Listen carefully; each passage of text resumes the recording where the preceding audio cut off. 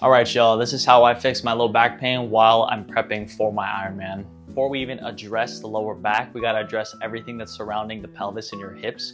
So the stuff that's attached to your hips are your abs, your glutes and hamstrings, as well as your hip flexors. And pretty much it looks like this.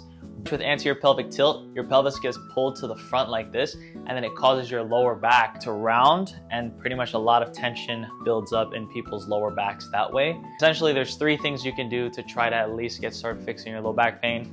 Low back pain is super complex and nuanced, but for a lot of clients that I work with, as well as myself, this has been like the best solution. So I'll show you what you gotta strengthen as well as what you gotta stretch. All right, so the first stretch I'm gonna show you, you're gonna get next to this wall here. Place your feet on the wall until you kind of get into like a quad type stretch like this right here. And then you wanna try to get as far as you can forward. And then you would contract your right glute in this position, and then you'd lean forward. You should feel a stretch just kind of go down the front of your leg as well as the top of the front of your hip.